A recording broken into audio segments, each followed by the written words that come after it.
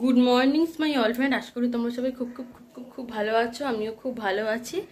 আজকে মঙ্গলবার, এখন থেকে আমি আমার ব্লগটাকে স্টার্ট করছি, বাট কন্টিনিউ আমার ব্লগ করা হয় না, খুব অসুবিধা হয়। সবসময় একভাবে ব্লগ করা খুব অসুবিধা হয়, প্রবলেম হয়, সেই কারণে হয় না। এবার চলো এখন চা করছি। এই চা করে দিচ্ছি, বাবাইয়ের চা মানে শ্বশুরের চা করে নিচে নিয়ে যাবো, নিচে নিয়ে গিয়ে রান্না করবো। চলো, অনেকেই ভাবো হয়তো আলাদা রান্না করি, আলাদা থাকি। সো দেখতেই পাবে আলাদা থাকি না আলাদা রান্না করি, এমন অনেক কথাই তো ওঠে, আলাদা থাকি আলাদা রান্না করি।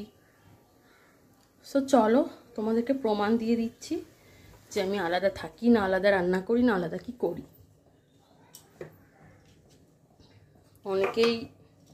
অনেকের কোশ্চেন আছে আমি কেন আলাদা থাকি, আমি হয়তো আলাদা রান্না করি, আমি হয়তো আলাদা মানে দিদির সাথে থাকি না। অনেকের কোশ্চেন আছে। একই বাড়িতে আমি আলাদা থাকি, আমার বনিবনা হয় না, ঝগড়া হয়, সংসার করতে পারি না একসাথে।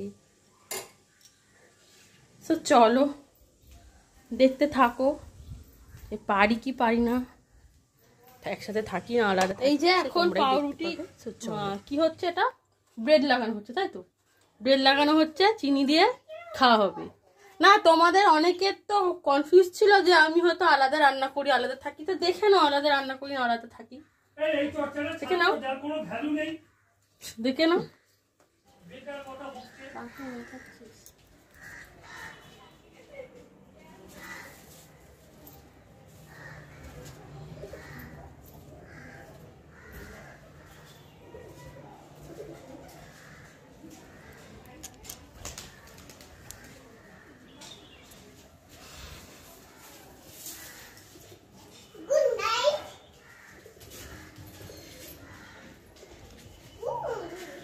কই গেলি?